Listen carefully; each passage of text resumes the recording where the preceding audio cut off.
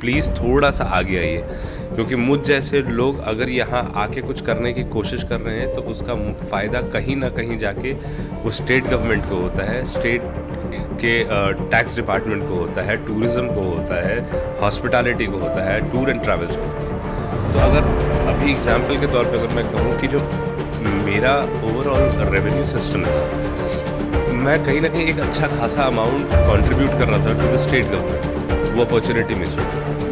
मैं ये नहीं कहूँगा कि गवर्नमेंट की तरफ से सपोर्ट नहीं मिला, बट हाँ मैं ये ज़रूर कहूँगा कि मेरी रिक्वेस्ट है आर्ट एंड कल्चर डिपार्टमेंट से, इंफॉर्मेशन एंड ब्रॉडकास्ट डिपार्टमेंट से और माननीय मुख्यमंत्री जी से कि इस प्रोफेशन में या ये जो एक तबका है वहाँ पे प्लीज़ थोड़ा इंटरवीन करना आप लोग शुरू करिए। कॉन्फ्रेंस रखा था, तो आप इसका मुद्दा बता सकते हैं कि मुद्दा क्या था इस कॉन्फ्रेंस को रखने का, प्रेस मीट? देखिए, मुद्दा बहुत सिंपल सा था, क्योंकि हम लोग यहाँ पे पिछले 2-2.5 महीनों से काम कर रहे थे। तकरीबन 3 महीने से जुलाई 30 को आप लोग थे हमारे साथ, इनफैक्ट आप लोग एसोसिएटेड भी थे कि हम यहाँ पे एक डांस रियलिटी इवेंट लेके आ रहे हैं जिसका नाम है आई एम डांस। तो हम लोग बहुत मेहनत करने के बाद हमें सफलता यहाँ पे लोकली सपोर्ट नहीं मिला। कैसा सपोर्ट आपको लोकली नहीं मिला? क्या प्रॉब्लम आया आपको? हर लिहाज का आया। अब वो लिहाज आप खुद जान सकते हैं मुझसे ज़्यादा बेहतर, क्योंकि मैं यहाँ पे एक शो अगर लेके आता हूँ तो मेरा बहुत सिंपल सा पर्सपेक्टिव होता है, या किसी भी ब्रांड का या किसी भी शो का, कि वो शो पब्लिक तक पहुँचे, पार्टिसिपेंट्स तक पहुँचे, कंटेस्टेंट तक पहुँचे। हम वही करने में असमर्थ रहे। रजिस्ट्रेशंस हमारे पास तकरीबन 1150 बच्चों ने रजिस्टर किया है। हमारे पास जो हमारी फ़र्स्ट कट ऑफ लिस्ट निकली है मेगा ऑडिशन के लिए, वो तकरीबन 280 के अब तक हम शॉर्ट लिस्ट कर चुके हैं। उसके आगे का जो नेक्स्ट प्रोसेस था वो था कि वो मेगा ऑडिशन करें।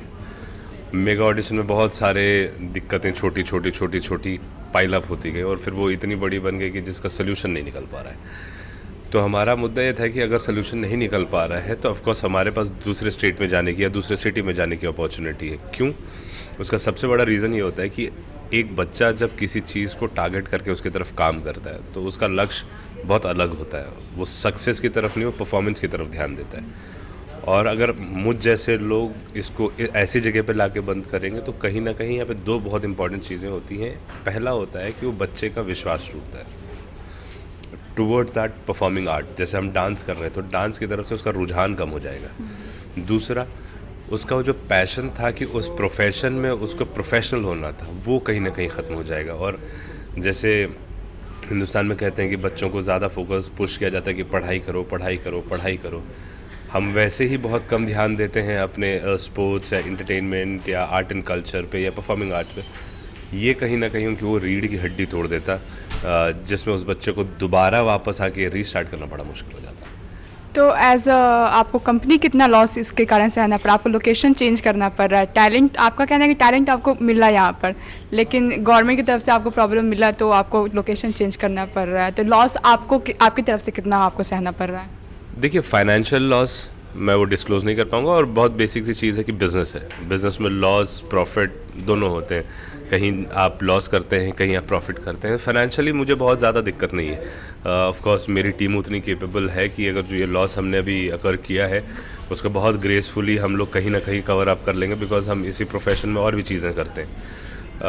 मैं ये नहीं कहूँगा कि गवर्नमेंट की तरफ से सपोर्ट नहीं मिला, बट हाँ मैं ये ज़रूर कहूँगा कि मेरी रिक्वेस्ट है आर्ट एंड कल्चर डिपार्टमेंट से, इंफॉर्मेशन एंड ब्रॉडकास्ट डिपार्टमेंट से और माननीय मुख्यमंत्री जी से कि इस प्रोफेशन में या ये जो एक तबका है वहाँ पे प्लीज़ थोड़ा इंटरवीन करना आप लोग शुरू करिए। प्लीज़ थोड़ा सा आगे आइए, क्योंकि मुझ जैसे लोग अगर यहाँ आके कुछ करने की कोशिश कर रहे हैं तो उसका फ़ायदा कहीं ना कहीं जाके वो स्टेट गवर्नमेंट को होता है, स्टेट के टैक्स डिपार्टमेंट को होता है, टूरिज़्म को होता है, हॉस्पिटैलिटी को होता है, टूर एंड ट्रैवल्स को होता है। तो अगर अभी एग्जांपल के तौर पे अगर मैं कहूँ कि जो मेरा ओवरऑल रेवेन्यू सिस्टम था, मैं कहीं ना कहीं एक अच्छा खासा अमाउंट कंट्रीब्यूट कर रहा था टू द स्टेट गवर्नमेंट, वो अपॉर्चुनिटी मिस हो गई।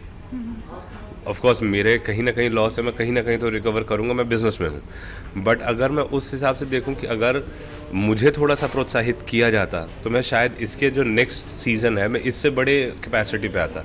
जैसे गीता माँ आने वाली थी जो बिहार कभी नहीं आई, टेरेंस सर कभी बिहार नहीं आए, रफ्तार कभी नहीं आए, तो अगर ऐसे लोग जब बिहार आएंगे या ऑन दैट मैटर किसी भी स्टेट में जाते हैं, किसी भी सिटी में जाते हैं, तो वहाँ पे लोगों का आत्मविश्वास बढ़ता है और वो कहीं ना कहीं, वो स्पेशली मैं इवेंट वालों की अगर बात करूँ तो उनको वो एक करेज मिलता है कि चलो ये लोग ऑलरेडी ऐसे तबके के लोग आ चुके हैं, हम इनसे और बेहतर करने की कोशिश करते हैं। हो सकता है कि मुझ जैसा कोई दूसरा आदमी शाहरुख सर को यहाँ लेके आ जाए या सलमान सर को लेके आ जाए या दूसरे किसी बड़े स्टार को लेके आ जाए, तो उससे तो फ़ायदा as an end of the day state को होना है।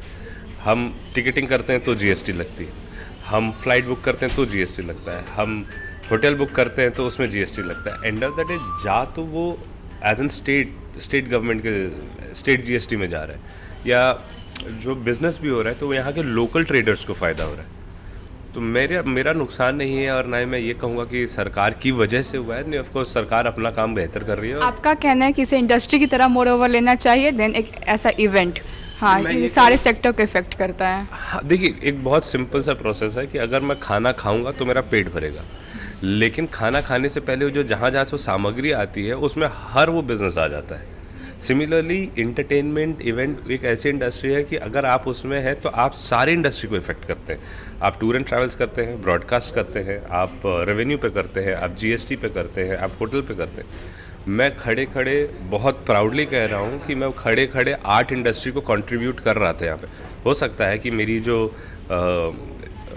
इन्वॉल्वमेंट या जो मेरा इंगेजमेंट था वो कैपेसिटी कम हो, बट है तो ठीक है, हम लोग आपकी बात समझ गए। और लास्टली आप कुछ कहना चाहेंगे जो कंटेस्टेंट अभी भी आपके शो से रजिस्टर्ड हैं उनके लिए, कि वो कहाँ पे आगे जा सकते हैं, और उनको भी लोकेशन चेंज करना पड़ रहा है तो उनका भी अपने साइड का एक प्रॉब्लम है, तो उसके लिए आप क्या कहना चाहेंगे उन लोगों को?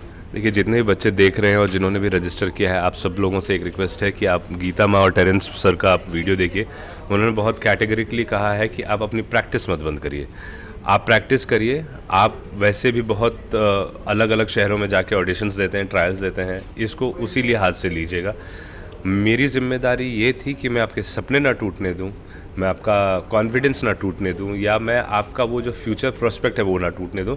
उसके लिए मैं प्रतिबद्ध हूं और वो मैं करूंगा। हाँ, हमने पटना से हटा के उसको दिल्ली किया है, बट कहीं ना कहीं वो करने का रीज़न सिर्फ आप हैं। अगर आप ना होते तो शायद मैं इसको क्लोज करके मुंबई अपने शहर चले जाता, वहाँ अपने बिजनेस में लग जाता। मेरी जिम्मेदारी आपकी तरफ है, आप जिन बच्चों ने भी रजिस्टर किया है, it's a very humble request, please do not hesitate to travel. Delhi का मौसम बहुत अच्छा होगा, आपको गर्मी नहीं लगेगी, आपका फैसिलिटीज़ होंगी, आप हमारी टीम के साथ कनेक्ट कर सकते हैं। हमसे जितनी फैसिलिटीज़ या जितने रिसोर्सेज हम आपको दे सकते हैं, विल मेक श्योर दैट कि हम वहाँ पे आपको असिस्ट करें। With the same promise, this will change career of a lot of kids who are registered. जितने बच्चों ने किया है उनमें से कई बच्चों के करियर ज़रूर बदलेगा। वो मेरी जिम्मेदारी है, मैं उस पर अभी भी हूँ। Thank you.